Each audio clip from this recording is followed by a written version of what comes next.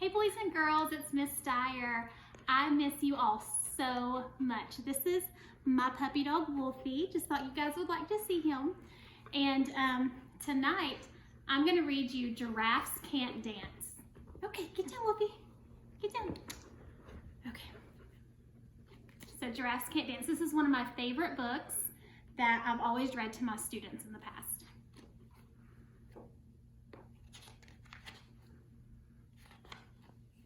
Gerald was a tall giraffe whose neck was long and slim, but his knees were awfully crooked and his legs were rather thin.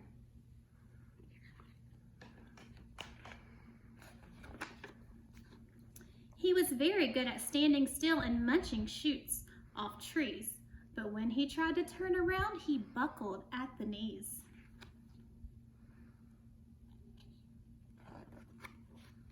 Now, every year in Africa, they hold the jungle dance, where every single animal turns up to skip and prance. And this year, when the day arrived, poor Gerald felt so sad, because when it came to dancing, he was really, really bad. The warthogs started waltzing, and the rhinos rock and rolled. The lions danced a tango that was elegant and bold. The chimps all did a cha-cha with a very Latin feel, and 8 baboons then teamed up for a splendid Scottish reel. Gerald swallowed bravely as he walked towards the floor, but the lions saw him coming and they soon began to roar. "Hey, look at clumsy Gerald," the animals all sneered. "Giraffes can't dance, you silly. Oh, Gerald, you're so weird." Gerald simply froze up. He was rooted to the spot. "They're right," he thought. "I'm useless.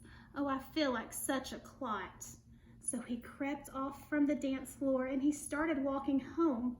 He'd never felt so sad before, so sad and all alone. Then he found a little clearing and he looked up at the sky.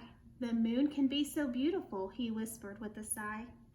"Excuse me," coughed a cricket who'd seen Gerald earlier on, "but sometimes when you're different, you just need a different song." Listen to the swaying grass and listen to the trees. To me, the sweetest music is those branches in the breeze. So imagine that the lovely moon is playing just for you. Everything makes music if you really want it to. With that, the cricket smiled and picked up his violin. Then Gerald felt his body do the most amazing thing. His hooves had started shuffling, making circles on the ground. His neck was gently swaying and his tail was swishing round.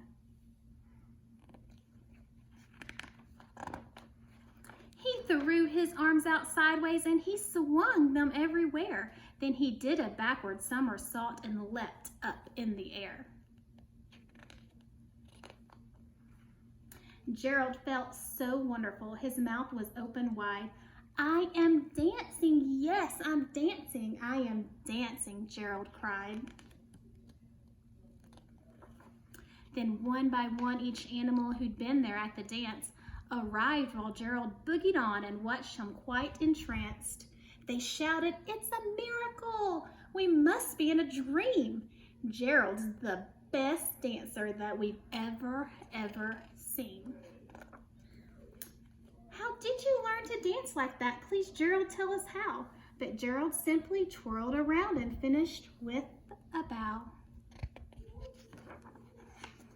Then he raised his head and looked up at the moon and stars above.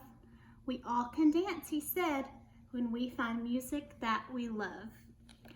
And boys and girls, those of you that know me know what my favorite thing to do is. Yep, to dance. So this is one of the reasons why I love this book, and also because we're all special. And I miss you guys, love ya. Bye, good night.